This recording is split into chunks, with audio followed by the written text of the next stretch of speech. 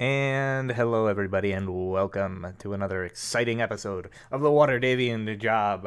This is episode number 10, and I am your DM, Brad, joined today by four of my five players. No sign of Mike so far, but nonetheless, everybody else is here. So, without further ado, we are going to kick things off, as we usually do, with a recap of what happened in the previous session, and this time the responsibility for that falls to none other than James. So, if you would please tell us what happened last time on the Waterdhavian Job.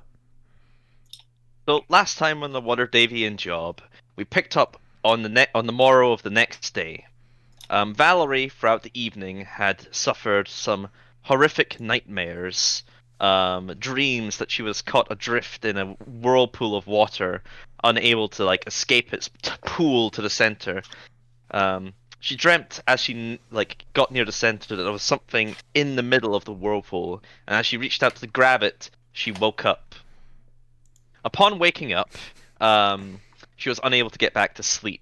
However, something strange happened when she tasted salt in her mouth, and reaching in to check, she found what appeared to be a chunk of flesh. A chunk of flesh, of blood. And as she, spat it out, it appeared to disappear as if it was never there. She didn't get much sleep for the rest of the night, and thus did not benefit from a long rest.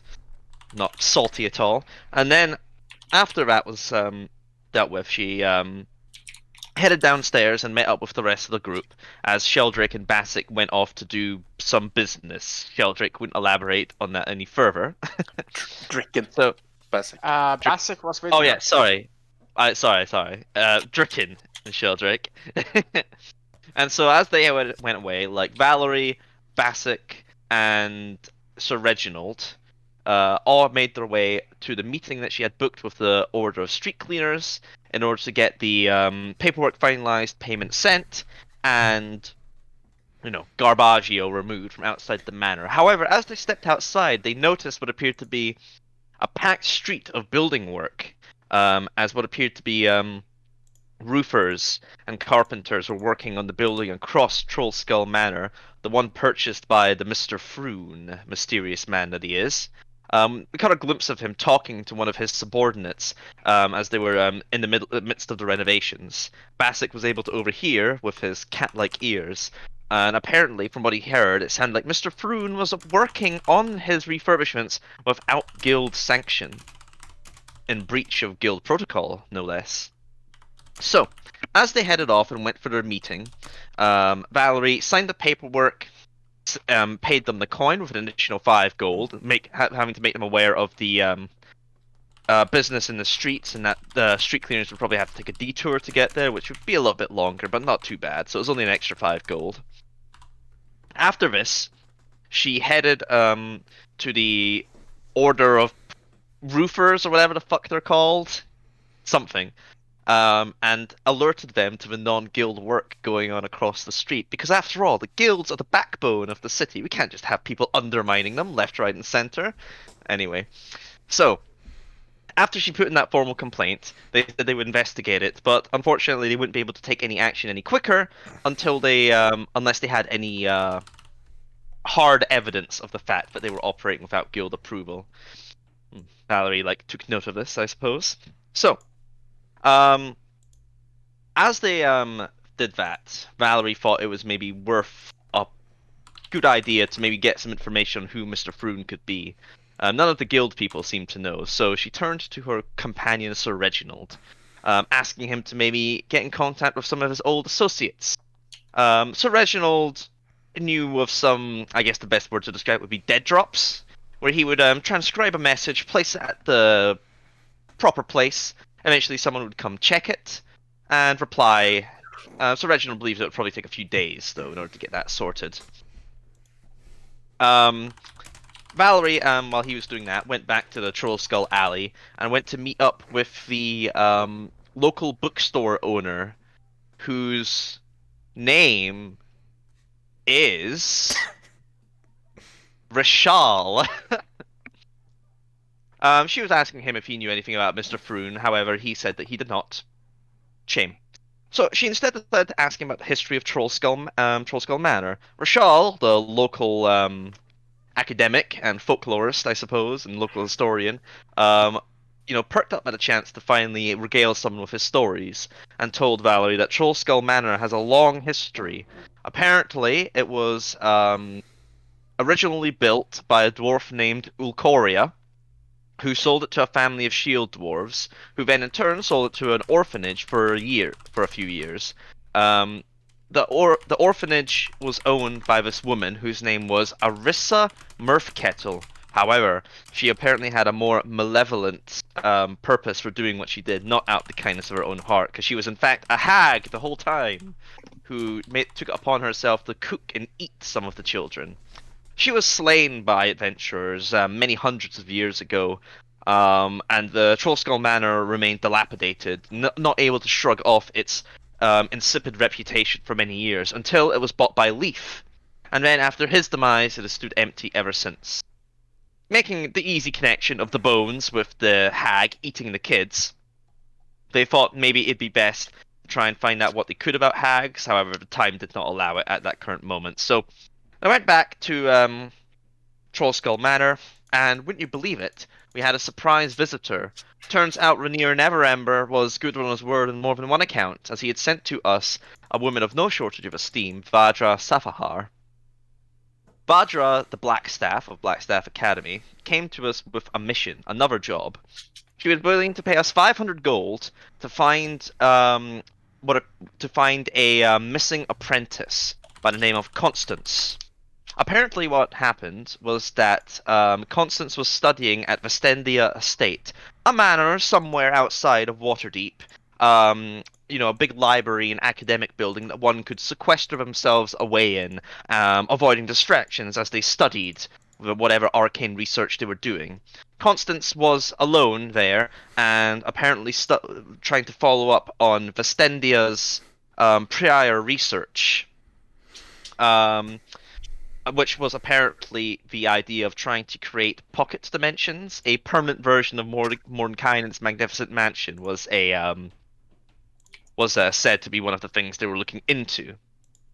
Um, so Vadra had said if we could find out where she is, or at least recover the research, she'd be willing to pay us 500 gold for the deed. Valerie agreed that this is something that they would definitely look into, and with that, Vadra left. Um, Later that actually before she left though, actually, we did ask her a little bit about the hags and whether a hag could remain haunting the building after they had died, because as far as we were aware, if hags were to die, they'd go straight down to the horrible plains of hell and the abyss. Um, However, Vajra said she knew nothing of the sort. We tried showing her the bones, and she said that if any ghosts would be attached to them, it wouldn't be the hag. So we decided to hand the bones in to the local guard, who would then and told them of the situation. They came and had a quick sweep of the building, found nothing out of interest, left, and the bones were buried in the crypts. All right. And then later that evening, Valerie thought if we had some hard evidence about what Mr. Froon was doing and going, behind the backs of the guilds, then maybe we could work something out. She sent in Bassick to see if he could break in and find something in the house. Bassick, however, was unable to get inside. The chimney was too narrow and the doors too locked. And only And another yes, board up. yep. And that's where we left off that session. Valerie, however, scared of further nightmares, has decided to bunk with all of you in the communal room instead. Alright. And that's where we left off. Everyone get that? Everyone need me to do it again? Yeah, you could just go back to the beginning and do it all over again. It wasn't in an epic enough narrator voice. No, that is more than fine. You can go ahead and mark your point of inspiration, and we will begin things off Somewhat after where we left off last time. We left off as everybody was packing in for the night, and I think we will pick things up after a surprisingly uneventful night's sleep. You are not visited by any strange nightmares or occurrences in the night, and you are able to get a nice restful night. So you all wake up in the morning having finished a long rest and a bit refreshed. And yeah, so you guys are gathered in the main tap room of the Troll Skull Manor So I once lose again. my exhaustion, right? Yeah, you recover that on a. Woo! Where was my skill? So yes, you are all gathered in the tap room of the Troll Skull Manor, and the day is yours. It is just a matter of what you decide to do with it. Alright, so yesterday when the street cleaners came and took away the pile of crap, did they get all the crap away? Yeah, it seems as though they were able to take everything that you had put outside there, thus filling out room to put more stuff in its place. Alright, boys, let's fill up the crap pile. Yeah, so you've done a lot of work over the days while you were waiting for them, kind of like moving stuff down to like lower levels to make it a bit quicker.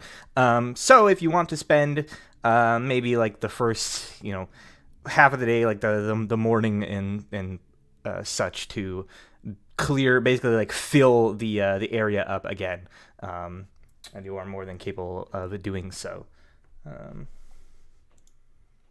Alright. So yes, Valley would say like, alright, let's try and move some of this. Huh? Sorry, I was just there we go. Now it's gone. Ah, there we go. Sheldrake's back to 100% power! Oh no, Oh, Sheldrake's no. back to 100% power!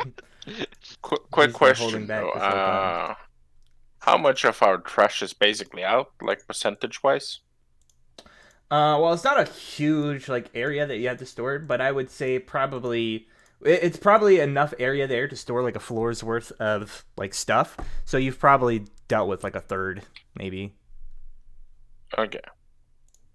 So when we're done with what we're doing now, it's 1/3. Yeah, we'll say basically if you spend an entire day, you could probably like you're limited by space, so yeah, we'll say basically half a day's effort will clear out like a third of the total volume that is remaining. Obviously, the stuff that was there was mostly from like the first floor and whatnot. You still got the next two floors and kind of like the attic level, so you've got basically like 3 more days. Okay. Yeah. So, as those Valley would say, let's spend the morning just getting the stuff all set up for the street cleaners to come pick up later on when we're out. Yeah, so you guys begin early in the morning, just sort of moving, broken furniture and trash and the likes out of the upper levels. And early in the morning, you notice that the construction workers basically like return across the street again, sort of like setting themselves up, taking up like far too much space, really. Although you do notice that they do seem to have kind of compacted themselves a little bit after the debacle yesterday, at least for the time being. God. I really didn't want to have to hold back Bassick from killing them, so I'm glad. Alright, so there is no sign of Mr. Froon, however, on the work site this morning. Okay. Well, I suppose after we finish all that, Valerie would sort of like say to you all, it's like, okay, now that we've moved everything outside, I suppose we should decide what to do next. Of course, Vadra came to us with that job yesterday, which I've informed you all of. Or we could try and tackle Blue Alley some more. What do y'all think? I mean, wouldn't it better to look for information on the apprentice thingy, because Dricken seems a little bit out of commission today? I suppose someone does need to watch the manor. I sort of like, turn to Sir Reginald and Sheldrake and like, well, shall we go and look for this missing apprentice then? I suppose it is one of the few things we can do at the moment. I suppose believe it to the best. So Though I would like to get this business with Blue Alley done quicker, over and done with quicker rather than later. Well, hopefully, maybe finding this apprentice will be an easier escapade, and we can maybe invest some of that money into things like healing potions. Maybe making our adventures in the alley easier in the long run. Hopefully. Sure. Well, I guess we'll be heading to Vestendia Estate then. Sure. Very well. As you desire. So after spending the early morning cleaning up some trash from the manor, you all pack up and head out to the northern gates of the city, making your way out in the sort of early morning traffic that is sort of entering and exiting along the high road in the north gate here. And you begin to make your way out into the outskirts of the city. Maybe a mile or two outside of the city limits before you find yourself arriving at this rather small, like it's like a single story kind of like a ranch house kind of deal almost. Just like this small little like manor with like kind of like a fenced in yard, and this is the instructions basically you were given to look for. There's no signage or anything, and you can see that the windows are all dark. It doesn't seem as though anybody's inside, and there's nobody like outside either. It does have like pretty immaculately tended to gardens along the sides, and you can see there's like a little fountain kind of gazebo set up off to the side, but other than that there are no signs of any people around as far as you can see. A ranch, so it's not like a big manor house. No, it's like a small kind of like little like single story kind of deal. Okay. How far is it out the city? How long did it take us to walk here? So it's probably about like 30 minutes outside of the city in total. We'll say about like 2 miles. Oh, not far at all then. Well, I suppose as we get there, I guess Valley would say, "Oh, very quaint." All right, and then I suppose we'll head inside. Up here somewhere. Okay, yeah. So you approach up to the front door, and you see like quickly like giving it a knock just in case. There is no response, so you reach down and you can see that the door is actually unlocked. So the door like swings open silently, and you enter into what appears to be a sort of something of a like a combination of like a common room and like a library. So as you enter into this main thing, there's like a table in the center with like a stack of books on top of it, candles that look as though they've basically been kind of like burnt down to almost nothing. They're sitting in like a big pool of like melted wax basically. And there are a number of like bookshelves kind of like lining the walls. There's a fireplace to the back corner that is currently just out. There's just piles of ashes in the hearth, and you see that there is like a book sort of like sitting in the center of the table next to this sort of pile, and then there's some like sort of papers shuffled about. You also notice that there is what appears to be a plate sort of sitting on the table that looks to have like food sitting on it, and there's like a cup of some sort next to it. I take it the food's not fresh, right? No, it's very cold. Right. Okay. All right. Well, I suppose Valerie would make her way up to the table to have a look at the papers in the book, and I suppose she'll turn to the rest and say, "It's like, okay, maybe we should fan out and all investigate the area then, see what we find." Very well, my lady. I shall assist Let's you do in this that. I investigation. will also assist somebody.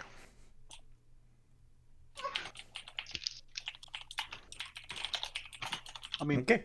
Go ahead and make an investigation check. I don't even know what my investigation is. Incredible. I'll go and help Sheldrick, because I'm not investigating dude. What does my big fat free get me, Brad?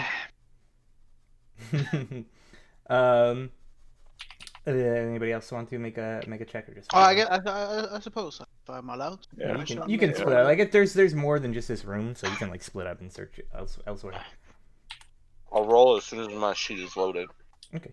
I assumed we split because if you assist Valerie and Batic assists me, we could do rolls with advantage. Okay, I'll do that one then. Yeah, that's fine. So Take that 14. Valerie, you begin searching through like the main room, while Sheldrake, you kind of like search the rest of the premises. Both of you notice that there are signs that the place has been recently occupied, although obviously there has been quite some days since it has been kind of like upkeep. There's like dust beginning to build on the furniture and the likes, and there are definitely like signs that like somebody was like getting something ready and then just like left it. So there's like food sitting out, like dirty dishes, kind of in the kitchen area. And whoever was living here seems to be like they're very like sort of like that kind of stereotypical wizard insofar as they care a lot about their research and like not a whole lot about anything else. So the place is kind of a mess as you're looking through. And Valerie, you don't really find in the library kind of common room area, you don't really find anything like too much of interest. But Sheldrake, as you're kind of like looking through some of the other rooms, you happen upon a like a bedroom of some sort. The sheets sort of like messy, the bed unmade, and there is lying on the end table something that looks very out of place to you in this bedroom. There's just this big like thick leather bound tome sitting on the end table with kind of this like clasp over it. Well, I had opened it. Yeah, so moving over a little bit more, you see that it is like a brown, like plain brown leather book. On the front, there is a profile of a figure with sort of this kind of like twirled up like mustache, like big goatee, shaved bald head, sort of like looking sort of like head tilted slightly down, but looking up towards the viewer still, so kind of giving this like almost like sinister air of superiority about them. And you can see they have like some sort of like shawl or something on their shoulders. But there's no like name written on the book. Like even looking at the spine, there's no like name written on it. But you see there's a clasp that has this little like ruby, and it doesn't appear to be like locked. There's no locking mechanism. So you like flip it open, and you're immediately met with just like the most like dense book you have like ever seen. Like the words are incredibly like small, and there's no like pictures. There's more just like diagrams and stuff. It looks like basically arcane nonsense. First copy of Lord of the Rings. The untranslated version. You do notice with your check, as you're kind of like flipping through the pages, it does look as though somebody has gone through the book and made a number of like notes and kind of additions in the margins of the pages. So like they're all written in like this very strange sort of shorthand that is not exactly legible on like first glance. It's very sort of like somebody taking notes and like jotting them down in a very strange kind of fashion. Oh, my poor eyesight does not seem to be able to make that. Valerie. Alexa. It's just like instinctively with visage shit. It's just like Alexa. No wait. Valerie. Oh my god. So while they'll like scouting around, do I make anything off the shit on the table or in this main room? The only thing that you can tell so far, basically from the stuff on the table, is that somebody had like prepared a meal for themselves and basically never ate it for whatever reason. So it just sat there like cold and has now just been like sitting there. There's actually like kind of like dust building on it because it's just been sitting there for a few days. But it's still cold. Right. Well, fair enough then. I suppose after I hear myself being called on the second shout, I'll make my way over to like Sheldrake, and like Valerie's probably like got a bit of like an annoyed, pouty expression. It's like, sorry, it's just me, and then she'll take the book. It's just like I'm sorry. I started reading wizard runes, and I immediately called for the one I mostly associate with that subject. Yeah, so you Have a all look at meet the up book. again, looking at the book. Are any of you proficient in Arcana or History? I am proficient in both. I have no proficient in history. The thing is, like, I should be proficient in it, but I'm not because I don't get skill points. I look at a lot of proficiencies, and my background didn't give me. What's your bonus on those, Valerie? +6 to both. Okay. So we'll say like just your passive knowledge is enough as he like hands you over this tome. You recognize the figure that is like prominently displayed on the front of this tome as none other than this sort of depiction of the legendary mage Mordenkainen. Okay. And she'd be like, Mordenkainen. Well, I suppose it's not a big surprise that it'd be a book with his face on it here, given what she was doing. I suppose I'll like flip through the book and have a look. Yeah, so flipping through the book, you see there are a number of like arcane diagrams and like theories presented within. With your Arcana knowledge, you would know basically that this stuff, although like the actual applications of it are beyond you, you still understand some of the theory. These all appear to be references to various different extra-dimensional spaces and sort of the ways to create and manipulate them and use them to your advantage. It goes through like a number of different spells, everything from like, rope tricks to even like, Mordenkainen's magnificent mansion and the likes, basically just kind of describing all of these different like extra dimensional spaces and their uses, their drawbacks, everything about them.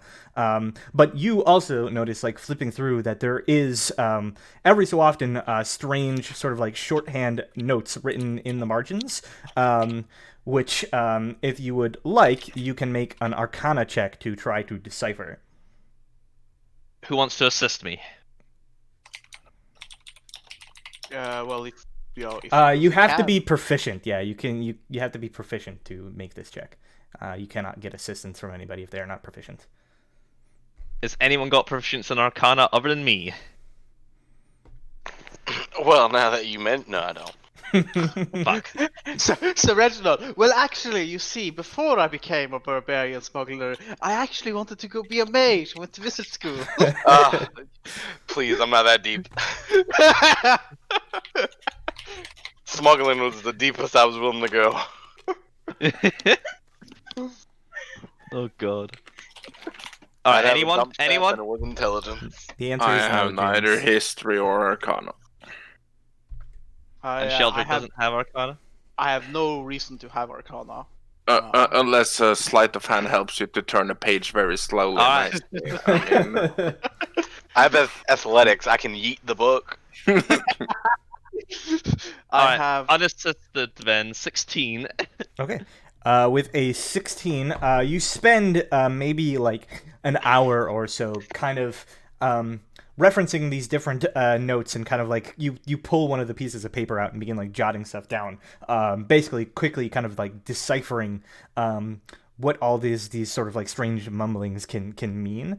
So it takes you about an hour, but eventually you find that a number of the notes just seem to be sort of comments or like tweaks to some of the theses like presented in the actual book itself, expounding basically upon like theories of extra dimensional spaces and the likes. But there is one thing that sort of like stands out to you at one point towards the end of towards the book in question. There is a phrase written on in the margins that just sort of like stands out. It's basically just like a single like word on the page, which reads scepter. And it's like amidst a bunch of other like notes that are just like it comes off as basically like nonsensical in context. Scepter. Did anyone find a scepter when they were looking around?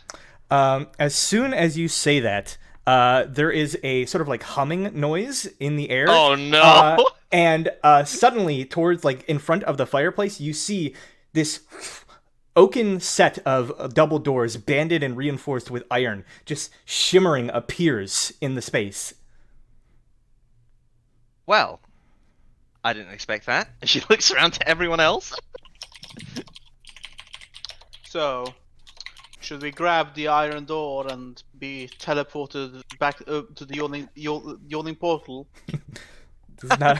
It's not an iron door. It's an That's oak, not even funny. oak door reinforced with iron. Hey, worst things could happen. I could use a drink. Nonetheless, Sir Reginald, I believe you might want to have your weapon to hand. Who knows what might be on the other side. Weapons are ready. Allow me to open the way. Please Okay. feel free. As you open the door, like pushing it open, you see this sort of like kind of like mist almost like pours out of the doorway, and you expect it to like open up and like see into a room, but it's more like you just like open it up and there's kind of this like swirling kind of like misty force almost in the doorway.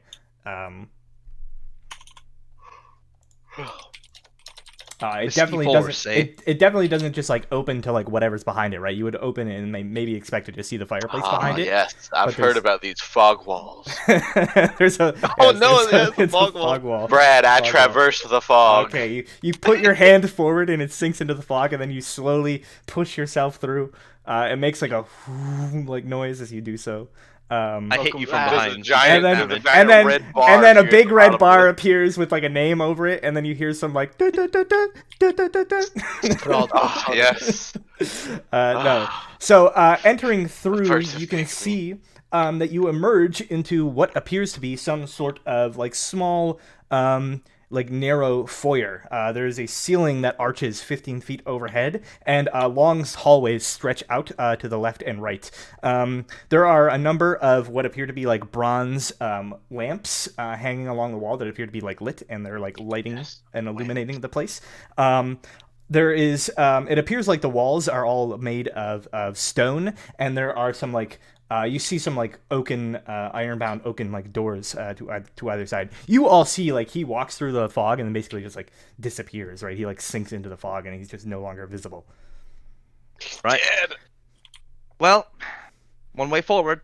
And I'll put my hand up against the fog as I traverse forward. Of course. I'll follow in after. Sure thing. All right. Okay. I mean, there's no purpose to just lingering. Yep. So as the rest of you all pile through into the area, yeah, you Oh find. god, it's dark. It shouldn't be. There's Oh, I need to light. rejoin as Yeah, rejoin as a player. you player. fool. That's why I haven't moved. Oh wait, is it dark or is it just that these are cut off on purpose? No, there's a door there. There's a Oh door right, okay. directly ahead of you. Like I said, there's stone walls, hardwood floors. The ceilings are 15 feet, and you can see there's like narrow hallways. Me and Lady Valerie should exchange places, and she's just in front of me. Sure. Yes, that's true. I Makes did go sense, ahead yeah. of you. To go ahead. Does it look like Mordenkainen's magnificent mansion? It doesn't look very magnificent to me, to be honest. I mean, like it's not as ostentatious as you would expect from like a name, but it does appear to be like rather well kept and like slightly luxurious. And I mean, you definitely know that you have like passed through like some sort of like portal or the likes. But as you all like, as the last of you like sort of like funnels in, you can see that the doors behind you, they're still sort of like open from where you came in, and there's kind of like this shimmering force almost behind them. Interesting. And I suppose I'll like look to my left, look to my right. I guess I just see these long corridors with doors along the wall. And then I suppose this door here, I'll try and open it.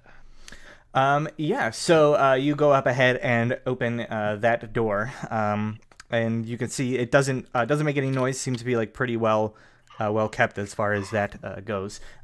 So as you open that door, you see that the entire far wall of the room that you enter is of this like floor to ceiling bookshelf. There are more books resting on several large scarlet sort of armchairs and some small wooden tables. And you see there are several paintings along the wall. And you see in one of the chairs there is what appears to be a fluffy black cat that, as you enter into the room, kind of like stretches itself out and kind of like meows plaintively, like hopping off the chair, kind of like with its head tilted towards you.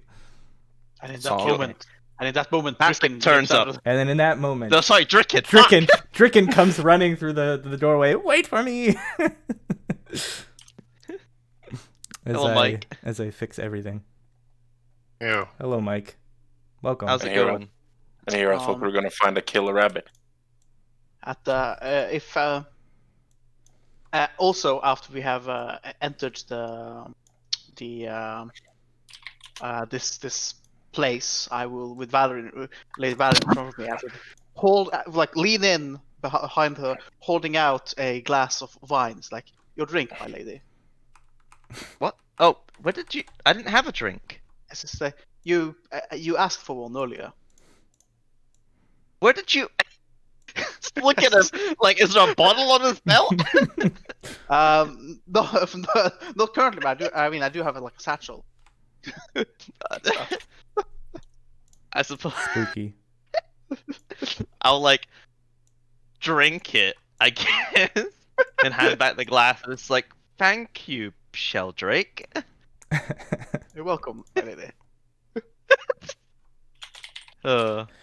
So just a quick catch up for you, Mike. Basically, they spent the morning clearing out some trash at the tavern, and basically then decided to take this job they had received from the Blackstaff Vajra Safar last session.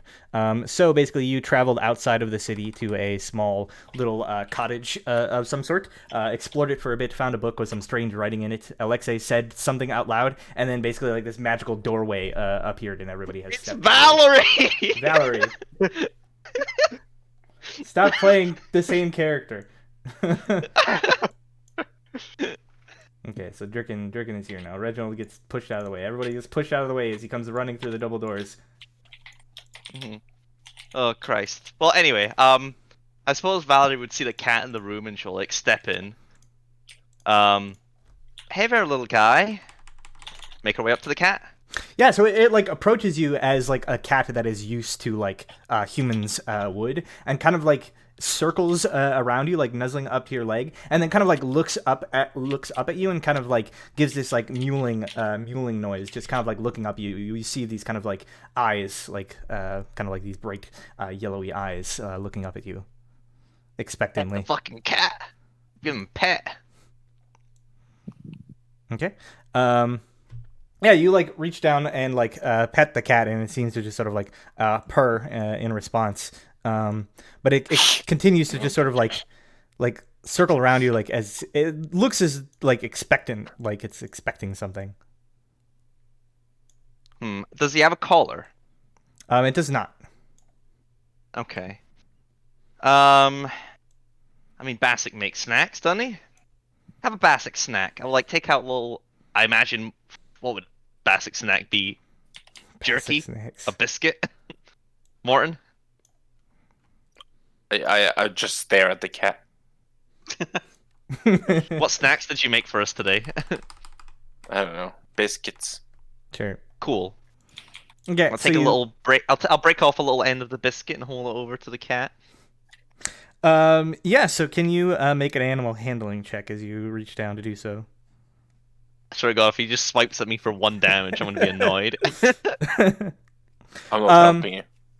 So as you go to like reach it down, like just sort of like moving your hand towards the cat with the food in hand, it suddenly kind of like recoils the hair on its back, like standing on it, and its back like arches up, and it like hisses and kind of like dashes past you out the doorway. You're not exactly sure what you did wrong, but you seem to have like startled it somehow, and it kind of like runs off.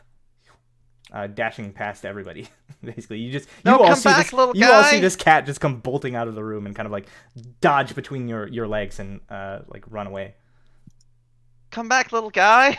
Where's Constance? Yes,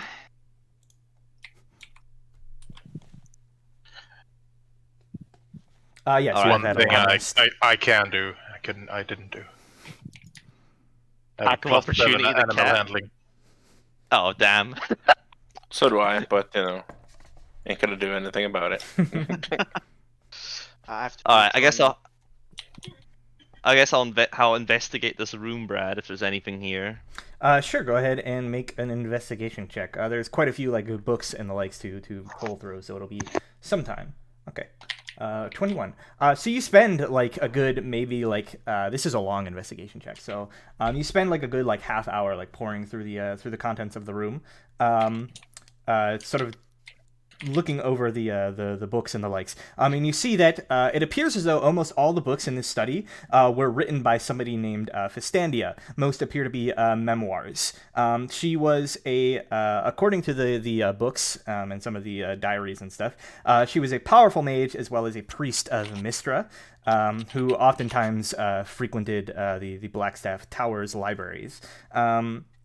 And she notes that in exchange for her pious service and achievements in expanding the art of magic, Mistra granted Fistandia a method by which to permanently create an extra-dimensional mansion for her to reside in while studying. And she also notes later on that fearful that a guest might become trapped in the mansion after she has left if somebody stumbles upon it, she has hidden a command word to open the portal back out of the mansion. And you would all note that at some point in time after like the first few minutes, the doors that you had entered through have like closed.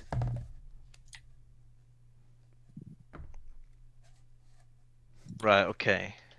You also know that the three paintings that are hanging on the wall, they're not like masterworks by any stretch, but they're nice paintings. There's a landscape scene with this large green dragon emerging from a grove of pine trees. It appears to be like an anatomical study of a Pegasus in flight, and then the last one is a portrait of a unicorn in a wooded glade.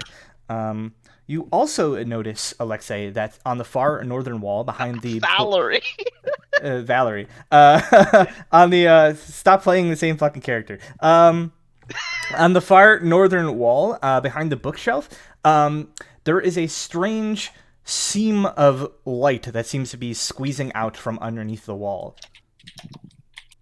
Okay. Well, I'll definitely go to investigate that, but this takes half an hour, so I imagine Yeah, it takes a while. at the start I would probably be everyone's like, okay, just everyone go fan out. It's gonna take me a while. Go have a look around. Yeah. So, what is everybody else up to while Valerie's searching through the room? Are you gonna split up and randomly walk around this manor? Yes. Okay. Oh, Checking just door number 1. I'm following Sheldrick. I'd probably prefer to stay with Valerie. I'll stand outside the door that she's at. Sure. I'll check this door. Just shout if anyone needs assistance. I'll check the. Actually, first I'll look up the stairs. Is there anything? It just seems to go up, and you see a landing up above it, maybe about 15, 20 feet. Then it terminates. There's a door immediately to the top right up above. Hello. If there is anyone in here, we are sorry to intrude, but we very much like to meet you. I say, as I walk up to this door and knock. Remember, the name of the missing apprentice is Constance. Constance, yes. Yes. I Yeah, will as knock you on this door. as you move over to that door and knock, Drickin, first things first, you are checking this door. It is not locked, so you may open it if you wish. I assume you do so. Looking inside, you can see that The room inside contains a number of what appear to be battered wooden mannequins and a weapon rack that is holding a number of staves and daggers. There is this window in the far northern corner that is illuminating the room with this sort of like indigo tinted light. You notice that the floor is stained and scorched in a number of places, and there is at the far end of the room, what appears to be a broom hovering in the air that is just sort of sweeping back and forth, just sort of swish, swish, and then it like moves and like swish, swish through the room. That's the room, the little token. Yeah, the one that you just opened there, right in front of you. And then the broom is, that little token is just kind of like, sweeping around the room, swish, swish, move over here, sweeping up like nothing in particular, it seems, but just sort of like mindlessly wandering the room, sweeping things. The scorch marks, are they like a pattern or just a little bit here and there? They seem to just sort of be like here and there. Some of them are on the walls, some on the floor. It seems as though like this room has seen a lot of something or other. Can you make an insight check?